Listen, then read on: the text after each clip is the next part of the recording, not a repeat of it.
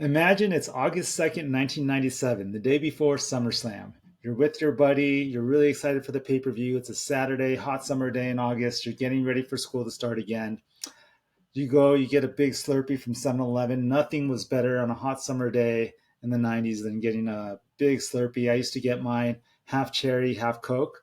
Um, the worker at 7-Eleven used to let me and my buddy use a really big cup, like one of the big gulp cups that were not meant for Slurpees, but he would let us use that to fill it up with the Slurpee. It was probably like twice as big as the biggest Slurpee cup. Um, Fill that bad boy up with half Coke, half cherry, get high on that Slurpee, go to Blockbuster, spend hours walking down the aisles just to rent one movie. But that was the fun, right? Just to walk down all the aisles. I used to spend most of my time in the horror aisle. I would look at all the horror movies out at the time. I probably rented every horror movie that was there at my local Blockbuster, small town Blockbuster.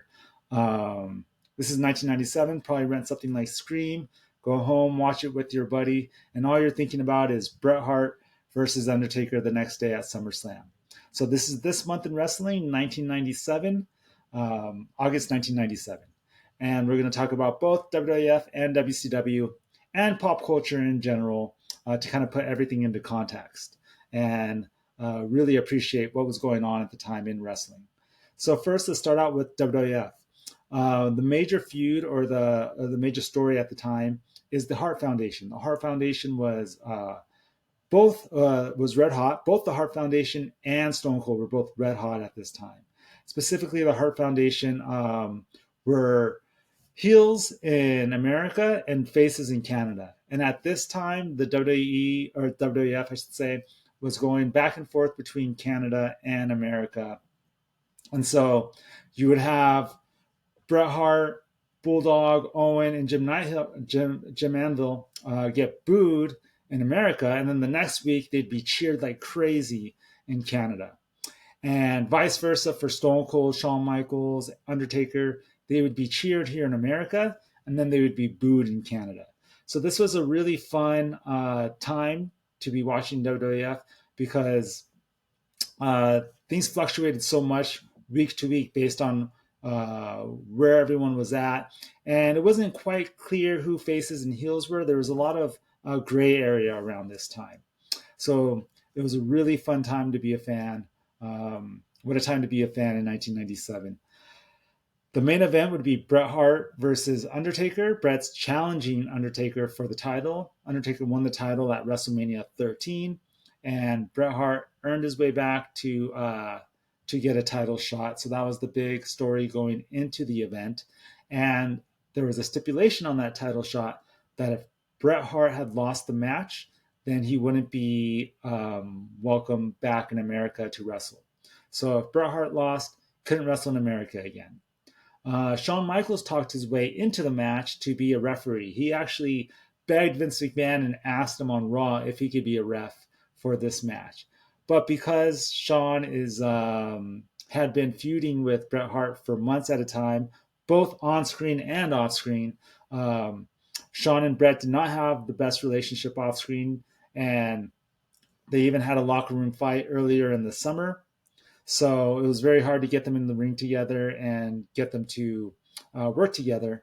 However, Shawn asked to be the referee of this match, and the same stipulation was put on Shawn that he couldn't wrestle in America if Shawn didn't call it right down the middle, which is, of course, controversial because Shawn doesn't like Bret Hart, and Shawn also wants to be the champion, and Undertaker's the champion. So some good stipulations, some good lead up to the main event, interesting storylines going in. You had the long-term storyline with Shawn Michaels and Bret Hart that started essentially in late 1995, even though they had been feuding even before then. You had the Hart Foundation storyline going on where they were being booed in America and cheered in Canada. The co-main event, or the second big match of the night, would be Austin versus Owen Hart. So Owen Hart got the pin on Austin at Canadian Stampede, which was an In Your House a month before August.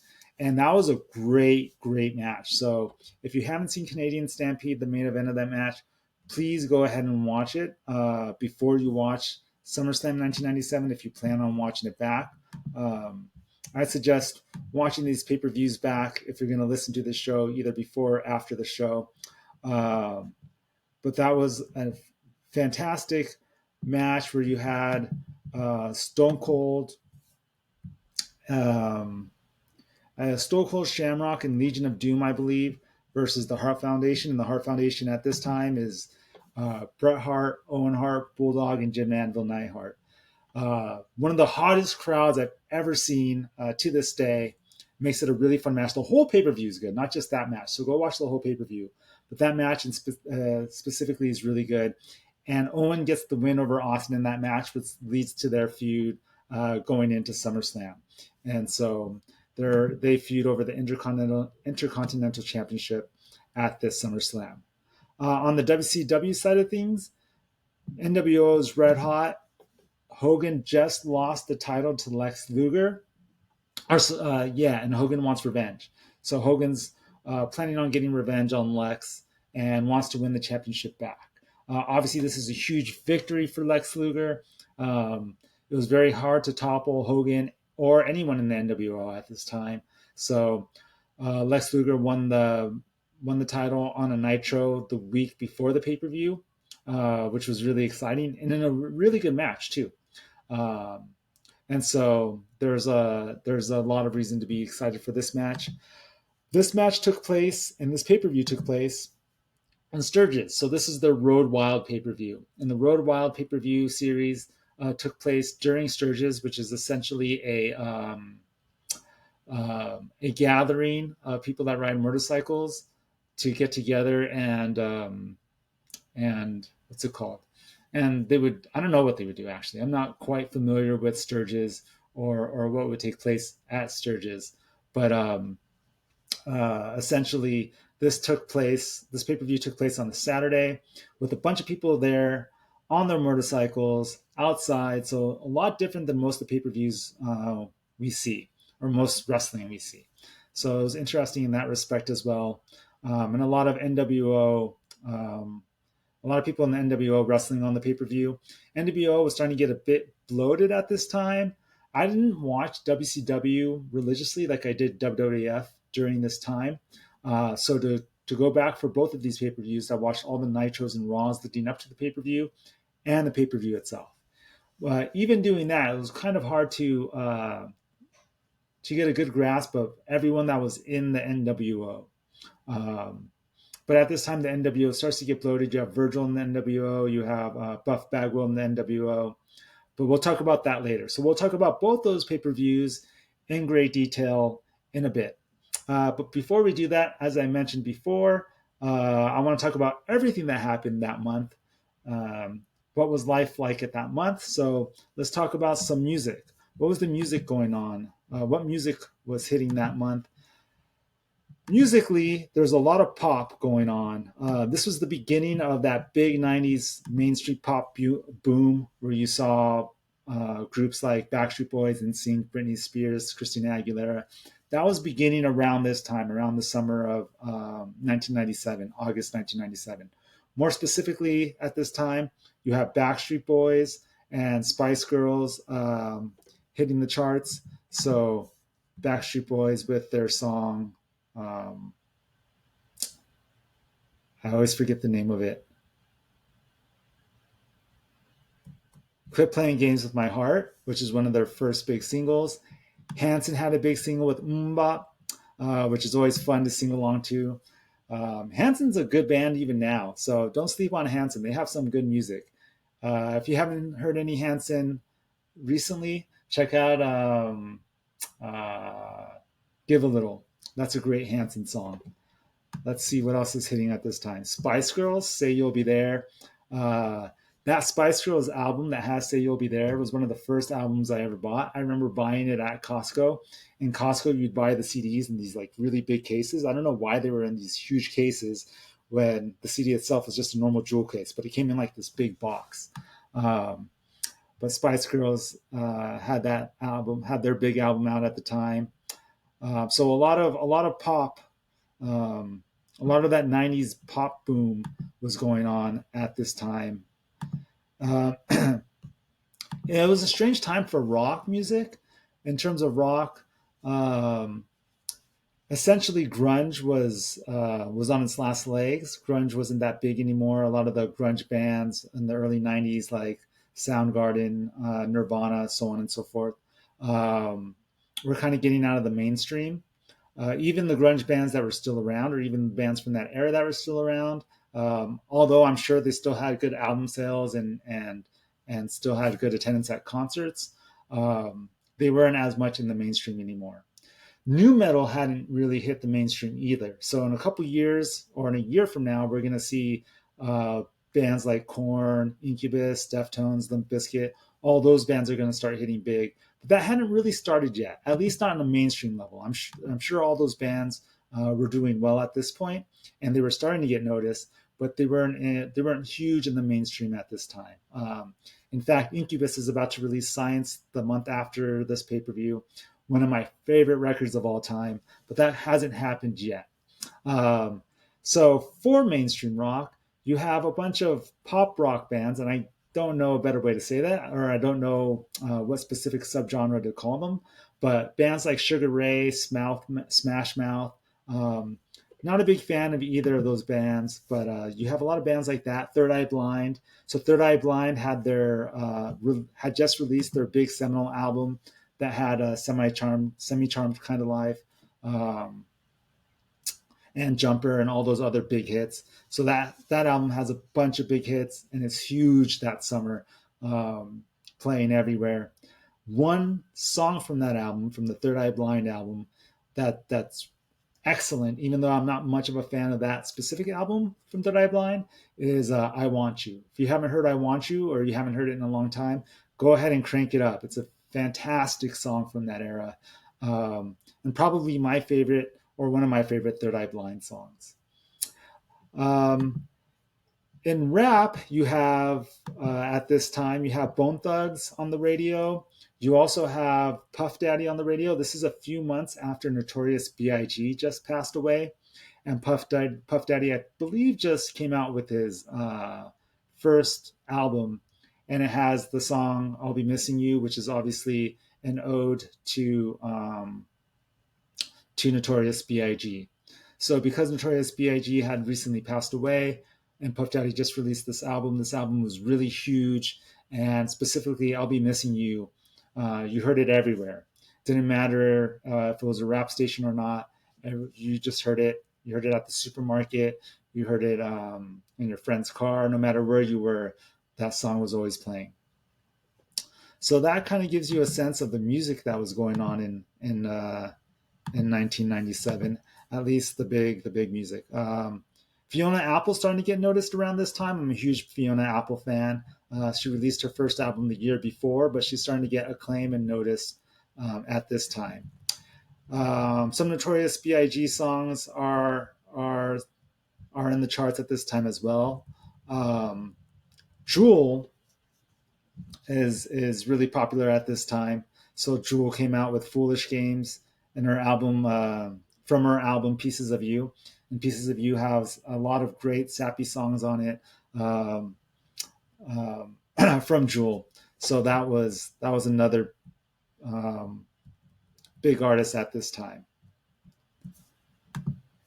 All right, so let's transition from the music from that time. Kind of a weird time for music because there's a lot of changes going on, rock, rap, and pop. Everything's kind of changing, and I think a year later, the landscape's going to be much different.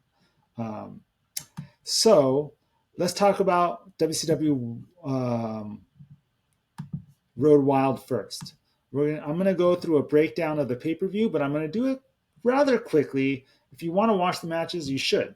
I don't think summary of matches are fun or entertaining to listen to, but I'll give a quick rundown of each match, what I thought of it, and the big takeaways. Before I do, some notes leading into the pay per view. Alex Wright had just beaten Jericho for the Cruiserweight Championship a few weeks before the pay per view on a Nitro. Uh, which is quite interesting because obviously Jericho's gone on to be one of the best wrestlers of all time, and Alex Wright is, although he was very talented for his time, didn't quite have the future of Chris Jericho. But watching this back now, you would think it was Alex Wright that had the future, the way they were pushing him. Kurt Hennig had recently come back. He came back as a partner for DDP, but then turned his back on DDP. And during this time, Kurt Hennig's kind of teasing which side he's on between the Four Horsemen, NWO, or neither. So he's kind of teasing whether he's in the NWO, whether he's part of the Four Horsemen. Ric Flair's actively trying to recruit him. So Kurt Hennig's playing all sides of the field here. You have Dean Malenko and Jeff Jarrett tag teaming together before the pay-per-view, which was an odd pairing, and we're going to come back to that in a little bit.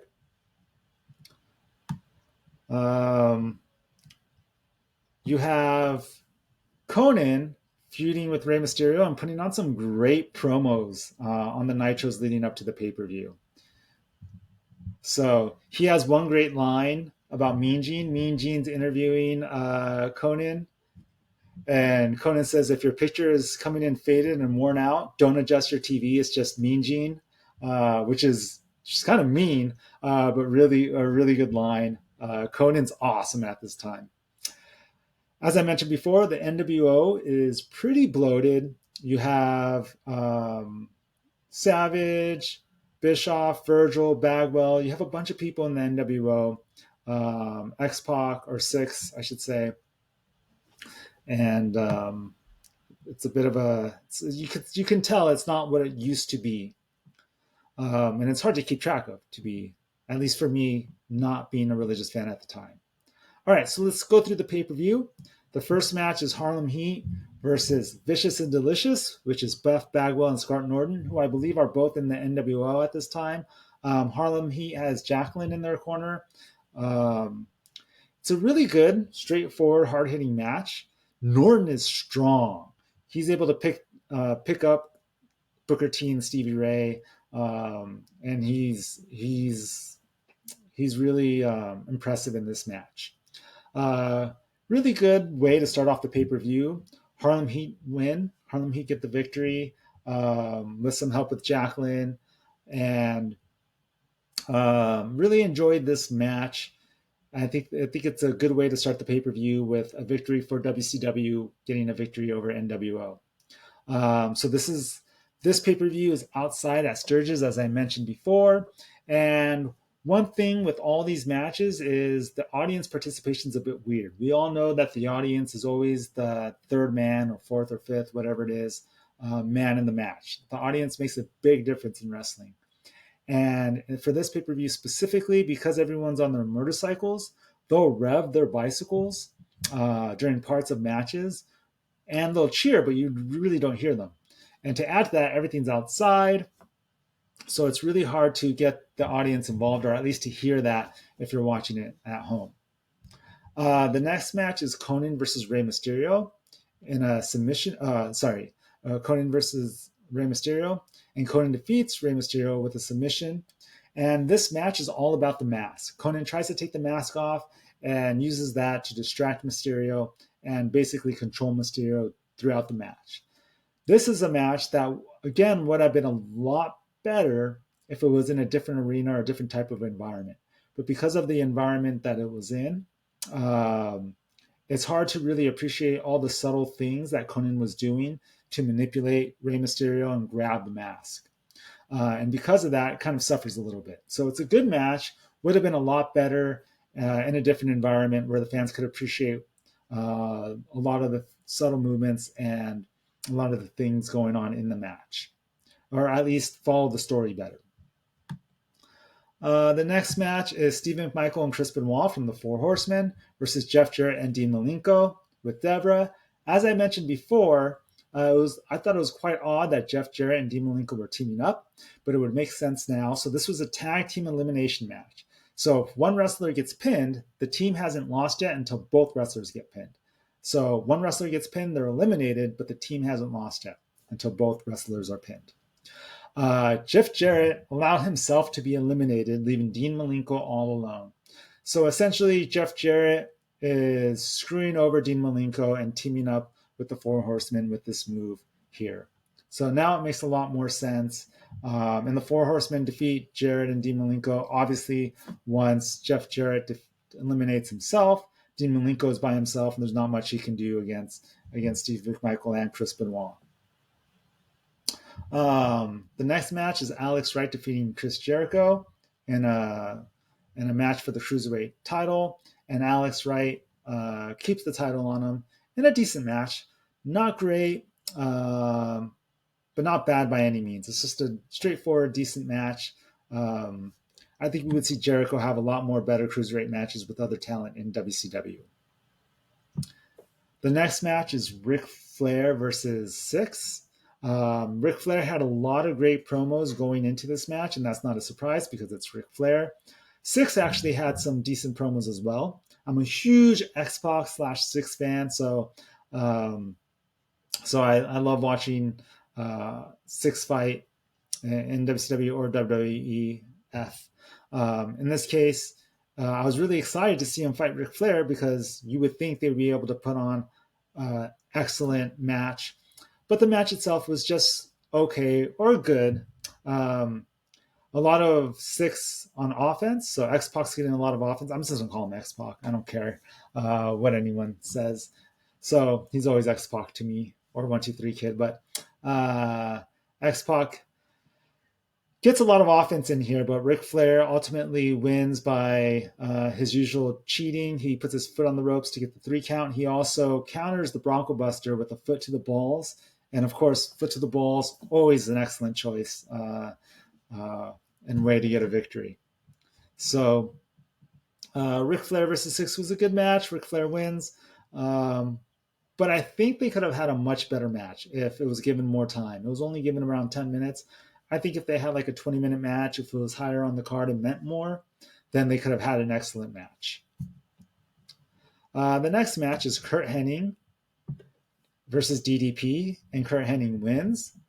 So again, as I mentioned, Curt walked out on DDP, I believe in the last pay-per-view before this one. Flair comes out to help Curt. Like I mentioned before, Flair is trying to recruit Curt, and Curt's playing all sides here.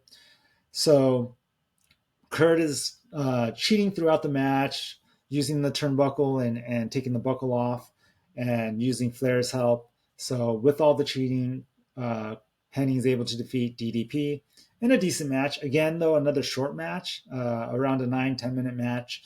That could have been a lot better if Curt had more time. And you can tell Curt's a little bit, I don't know if he's slower, but you can tell he's not at his prime like he was a few years earlier in the WWF. So overall, a decent match, though. The next match is the Giant versus Randy Savage, and the Giant wins. This is essentially a squash match, about a 5-minute match of the Giant just dominating Randy Savage. Randy Savage is being super generous here, selling and letting the Giant dominate him. So another victory for the WCW side. Randy Savage is with the NWO at this time.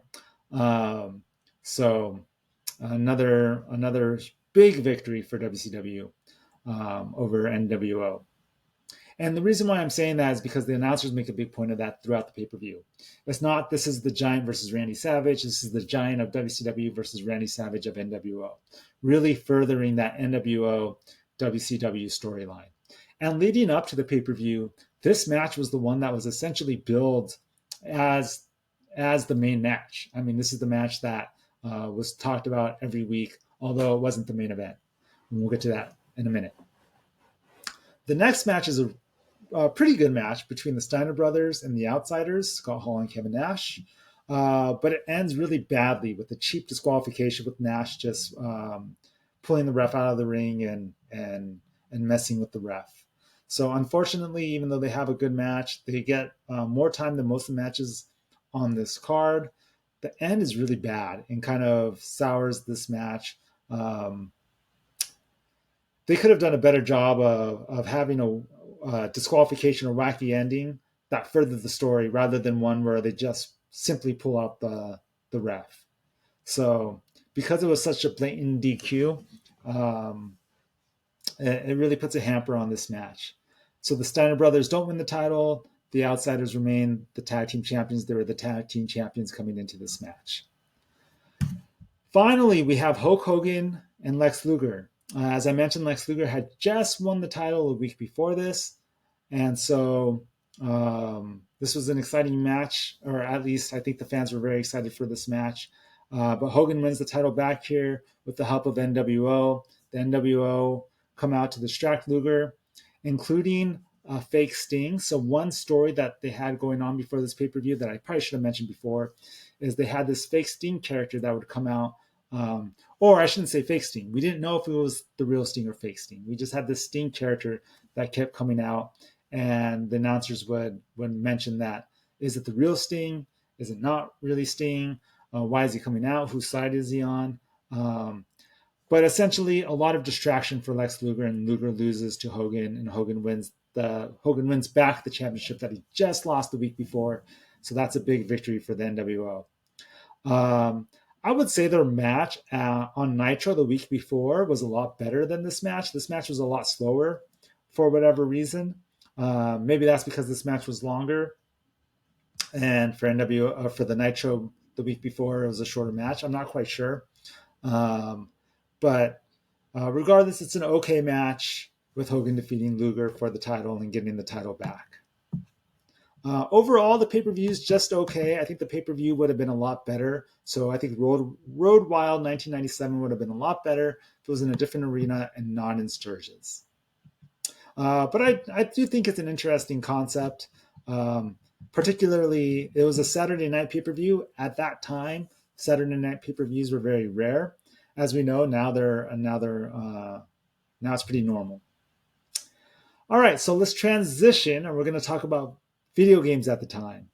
So at this time, PlayStation 1 and Nintendo 64 are the two big consoles. So it's the PS1 and N64 era, which is one of my favorite eras in video games. The N64 had just been released a few months before this. And so the biggest release in August for video games is GoldenEye. And GoldenEye is one of the best games ever released. And GoldenEye was one of the first times that I had ever cussed in my life. I was a good boy and never used to cuss before GoldenEye. But then GoldenEye and Halo ruined me and essentially changed me for the worse. But GoldenEye was the first game to do that, where I would get so intense into the games and want to beat the crap out of my friends. So GoldenEye had both a great single-player campaign. The single-player campaign was awesome.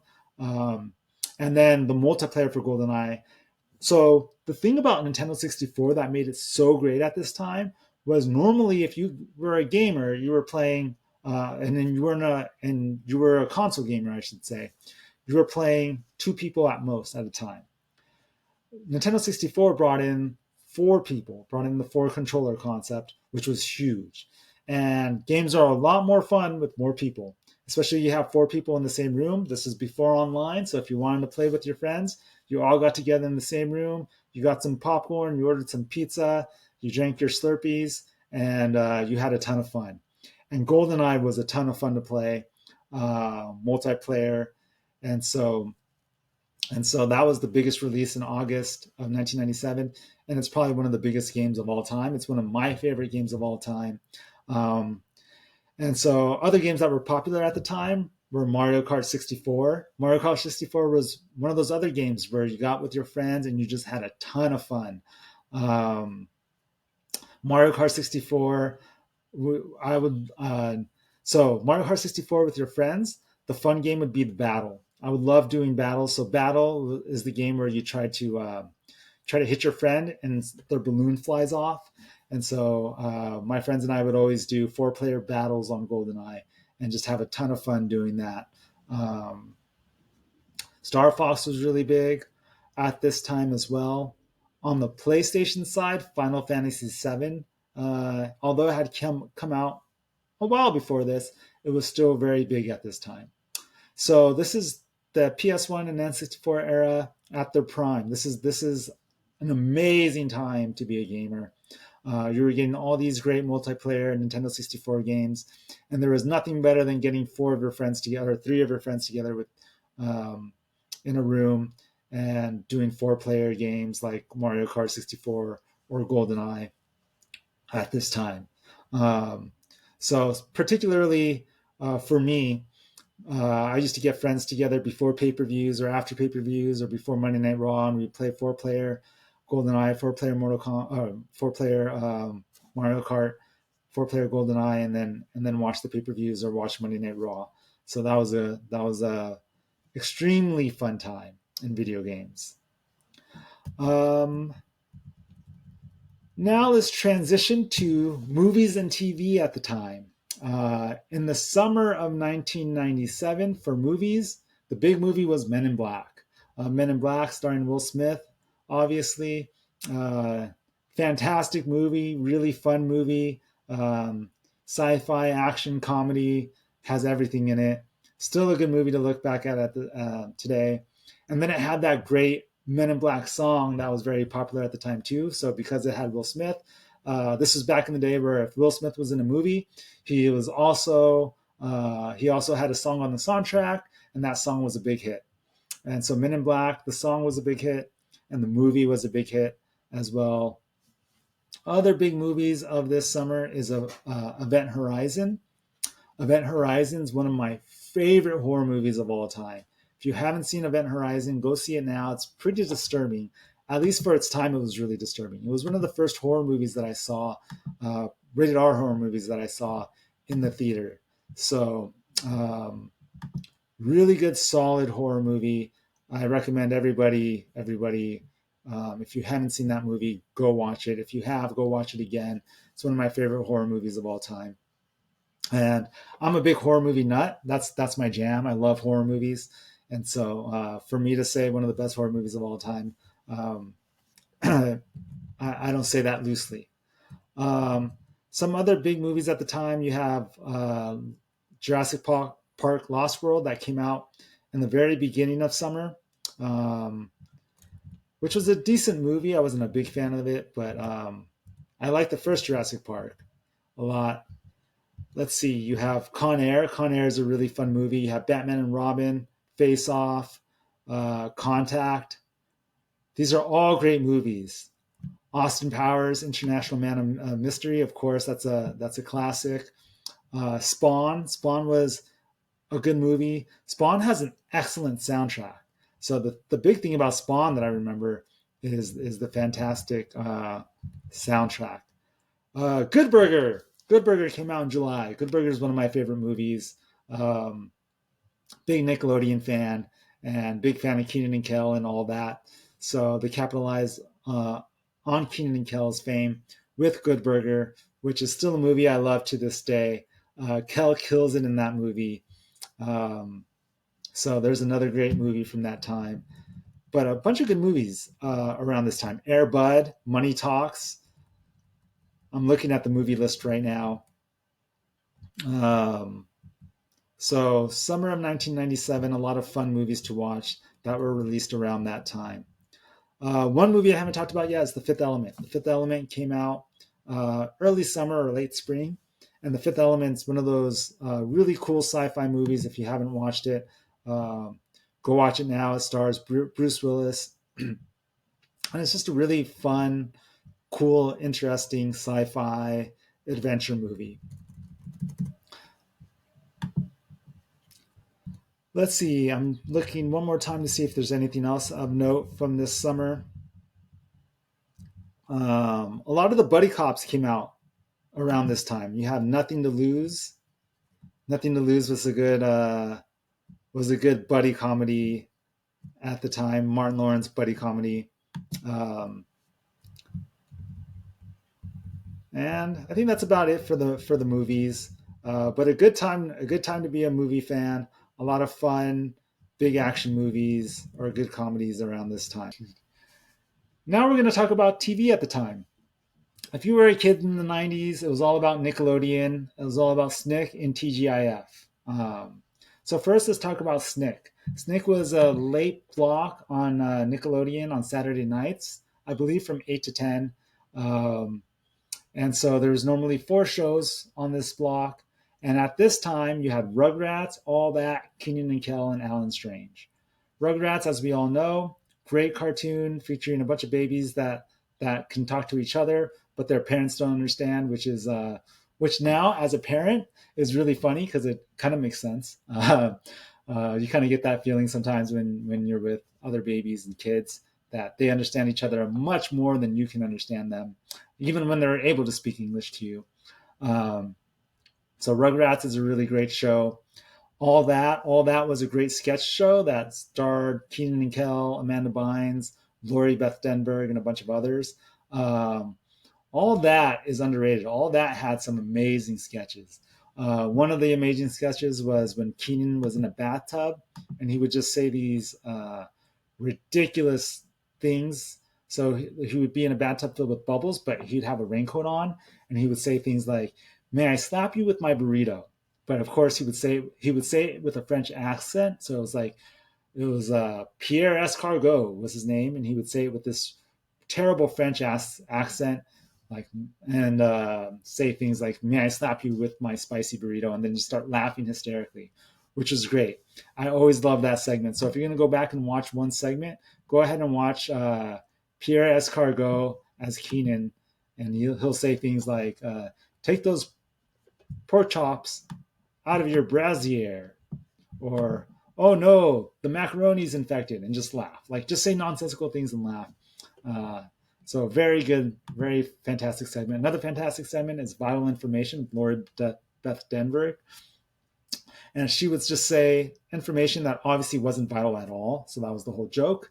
For example, at fine restaurants, it's considered rude to butter yourself. So that would be an example of vital information. Um, so those were two fantastic skits on that show, but all that's still good to this day. So if you have Nickelodeon, sometimes they'll run those shows back. They used to have a throwback hour called Splat. I'm not sure if that still exists. I just set my DVR to record all that, and it'll still record to this day. So Keenan and Kel was an excellent show at that time, and that was more of a sitcom uh, with just Keenan and Kel. And then Alan Strange. So at this time, Alan Strange substituted for Are You Afraid of the Dark? Are You Afraid of the Dark is my favorite show of all time. But unfortunately, Alan Strange took the slot of Are You Afraid of the Dark. Are You Afraid of the Dark always took the late slot because it's a scary show. Um, but at this time, you had Alan Strange in the summer of 1997. I wasn't a big fan of Alan Strange. So Alan Strange was a show about an alien that lives with normal people. Um, I think the reason why I wasn't a big fan is because it was took the place of Are You Afraid of the Dark, and I was upset about that. It's probably a good show. I should probably give it another chance. On TGIF, you have Family Matters. Family Matters is a uh, family sitcom. So, seminal family sitcom, huge show in the 90s. I'm sure everyone, Steve Urkel, knows who Steve Urkel is and aware of that show.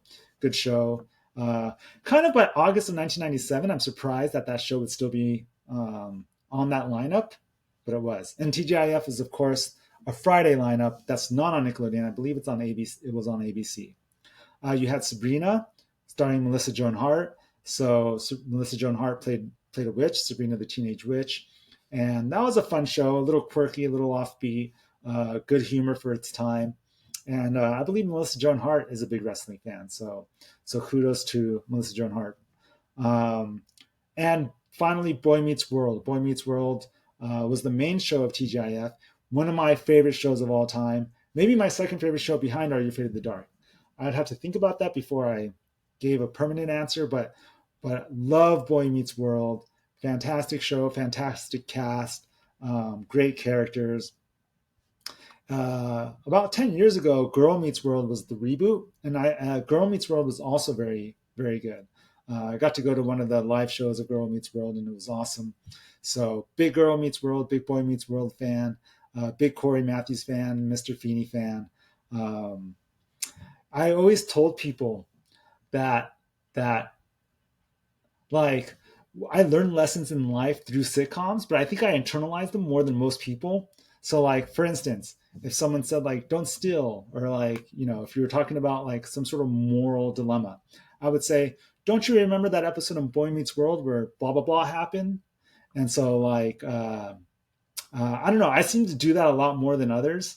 Um, I'd be like, "Don't you remember that episode of Boy Meets World where Corey and Sean broke into the apartment to get the test answers, and the teacher told them that you should know all the answers, Mr. Turner." Things like that. I would internalize all the morals from the show, and then I would always recall them uh, during my own moral dilemmas in life. Um, so, so I have to give a big thanks to Boy Meets World for my moral compass, I guess is what I'm saying. Uh, and with that said, at this point, South Park debuted in August of 1997, and South Park was huge around this time, or it would become huge very shortly after this time. And I remember the first few times I watched South Park, I had to make sure my parents wouldn't see me, and so it'd be one of those things where it's like close the door, put a sign up, wrapping presents.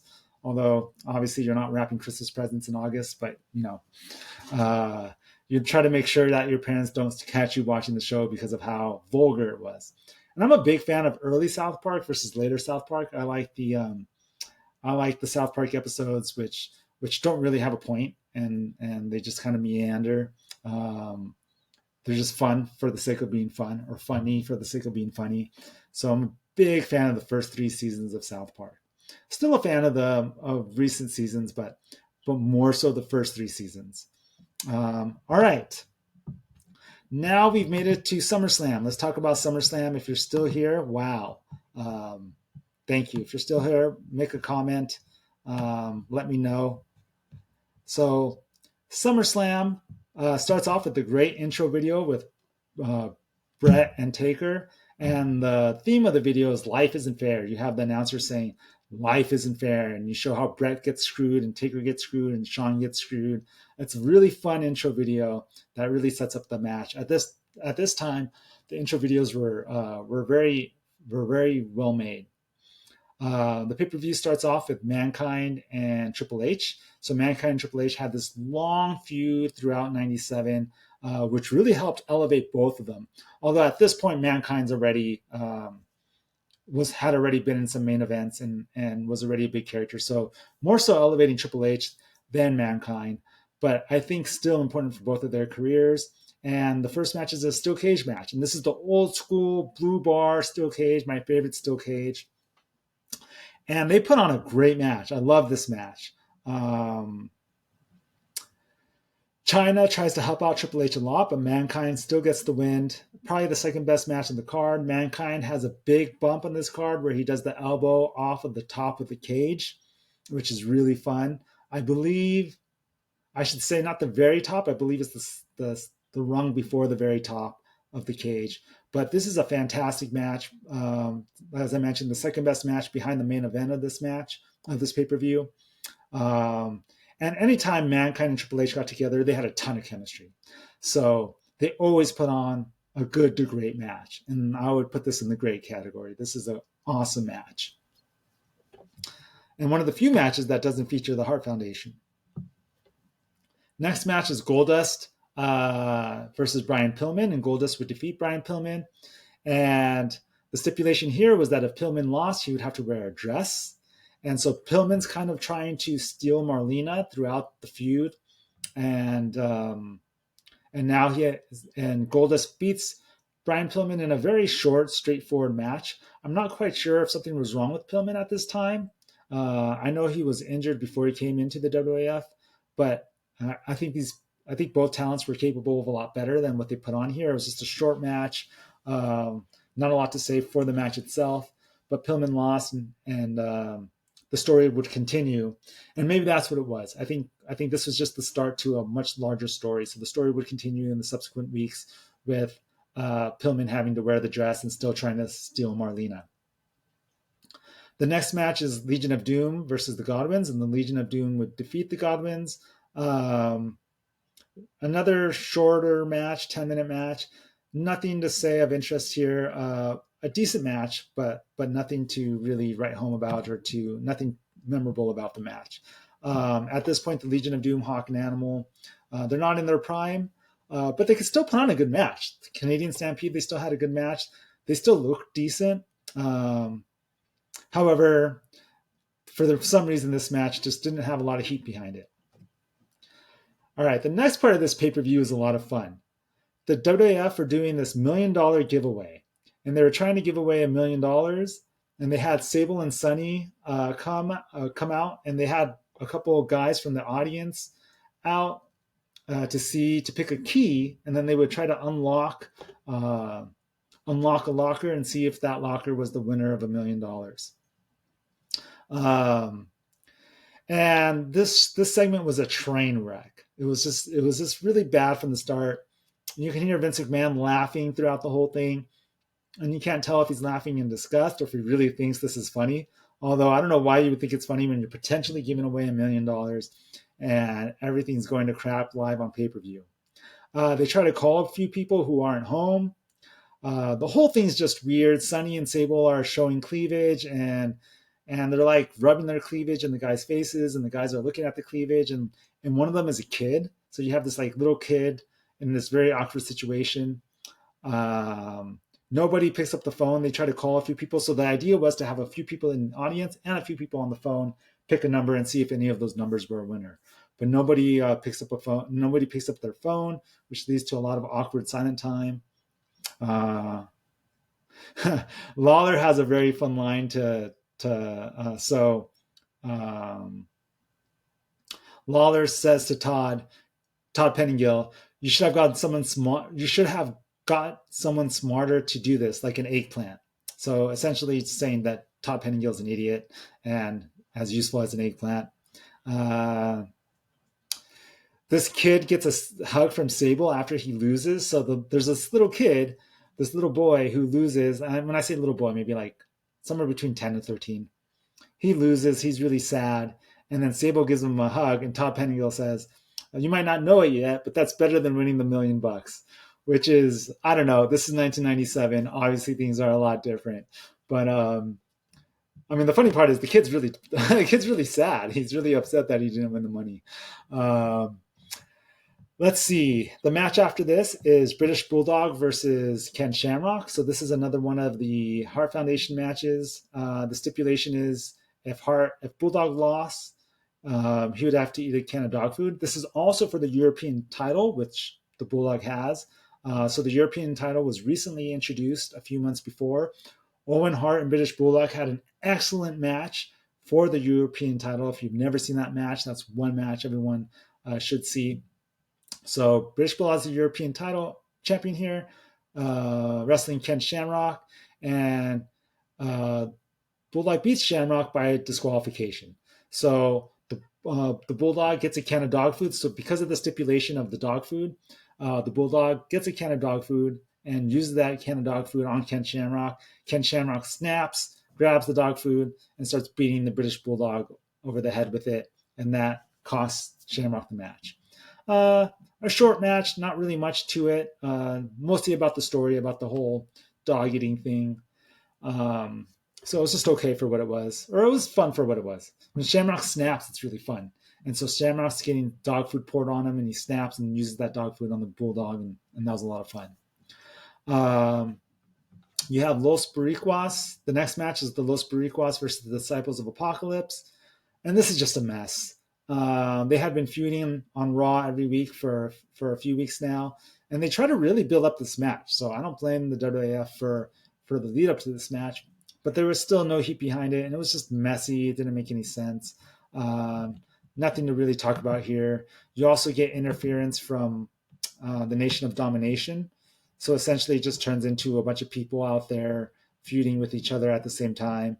But it's too messy to make sense of what's going on once the Nation interjects itself, and it's just essentially a big brawl. So if that's your thing, if you like huge brawls, you might enjoy it. All right, so let's get into the next two big matches, Stone Cold versus Owen Hart. So as I mentioned before, this is a match for the Intercontinental title, and Owen Hart had defeated Stone Cold at the Canadian Stampede pay-per-view a month before. So this is a big match. Owen is leading into this match. Owen was gloating about beating Owen Hart. He said he would keep saying, I was the man who beat Stone Cold on Stampede. So They're having a fantastic match for the Intercontinental title. Austin is red hot at the time. Everyone's way into it. And then something really sad happens. Austin gets injured. Owen goes for a tombstone, and Austin's head or neck is too far below Owen's knees, and Austin injures his neck. He falls straight on his neck, and right afterwards, it looks like he might be paralyzed. He's not moving at all. Owen recognizes this, and Owen starts walking around the ring to buy time and see if Austin can get up. So he's just posing at the audience and walking around the ring while Austin is clearly hurt. Um, and this should have been the big coming out party for Austin, but Austin's clearly hurt now. The stipulation of this match was that had Austin lost, he would have had to kiss Owen Hart's ass. Um, but Austin's injured, and he still manages to get a roll up after a couple minutes. So they buy a couple minutes with Owen Hart teasing the audience, and then finally Austin gets up very slowly. He doesn't get up, but he drags himself to Owen and rolls him up for a 3 count. And one of the worst roll ups you'll ever see, but it's understandable because Austin Austin had lost a lot of feeling in his body at this time and had basically just broken his neck. So even though Austin broke his neck and had a terrible injury and would be out for a few months in terms of in-ring action, this actually made Austin hotter because Austin would come back on Raw even though he was injured, and he wouldn't wrestle, but he would do a lot of on-screen things with Vince McMahon and other wrestlers, and the anticipation of watching him wrestle again just built him up even more. So although it was tragic that he got injured, and this injury would plague him throughout the rest of his career, it didn't really stop his momentum. Might have even helped it. If that's even possible at the time. Maybe not, though, because he was so hot. I don't think there's any stopping Austin at this time. All right, finally, the main event. Bret Hart versus The Undertaker for the title. Undertaker is the champion. He had won it the year before that at WrestleMania. Not the year before that, but the same year at WrestleMania. And Bret Hart's challenging for the title. And of course, as I mentioned before, if Bret Hart loses, he can't wrestle in America. If Shawn doesn't call it down the middle, he can't wrestle in America either. So there's a lot riding on this match. And you get a really long match. It starts out really slow, but this is the match of the night. Fantastic match. One of my favorite matches of all time because of how well the story played out at the end. So at the end of the match, Shawn Michael gets into it with Bret Hart. They start talking back and forth and getting upset at each other. Bret spits a huge loogie at Shawn, which hits him right in the face. It's pretty nasty. Go see it if you haven't seen it before. I mean, it's a direct hit. Bret's really good at those loogies. The loogie to Shawn on this pay-per-view, the loogie to Vince McMahon, Montreal Screwjob. But he spits a loogie in Shawn's face. Shawn gets really mad, picks up a chair, swings it, and Bret ducks, and Shawn hits The Undertaker with the chair. Of course, Shawn has to call the match, so Bret pins Undertaker, and Shawn has to call the 3 count, otherwise he can't wrestle in America anymore.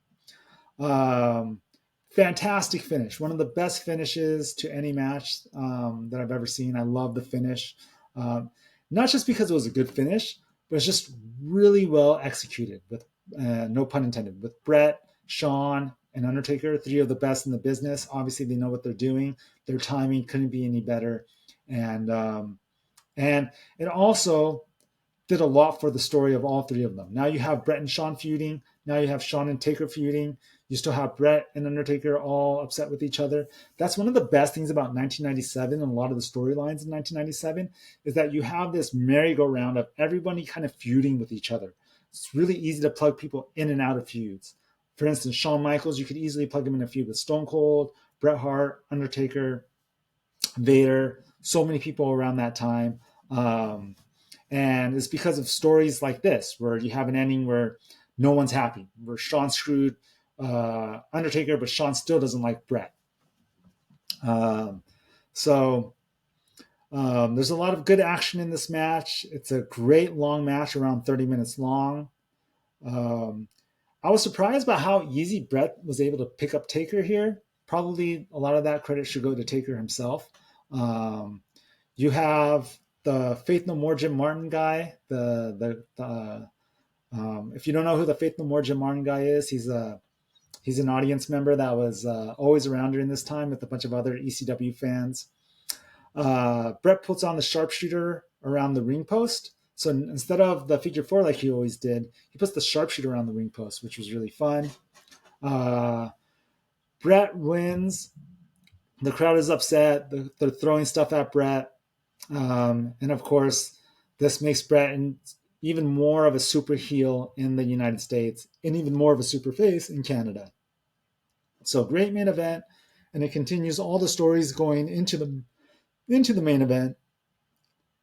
One very cool thing about this time is that the WWE would do interviews with the audience, so they would get like audience reactions before and after shows and air them on Raws and pay-per-views.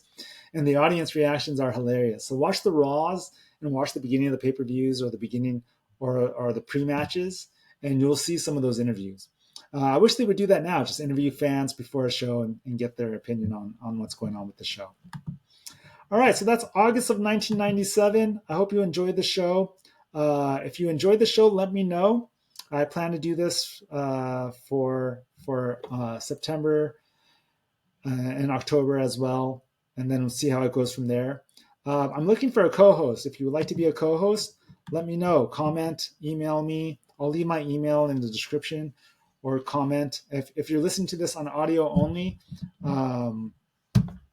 then find my YouTube channel and Google That Month in Wrestling on YouTube or something like that and try to find it.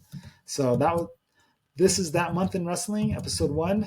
Thanks for, if you made it this far, thank you for listening, and let me know what you thought. Or probably don't let me know what you thought, because it's probably really bad, but it's the first episode. It'll get better, and just keep the spirit of wrestling alive. Cheers.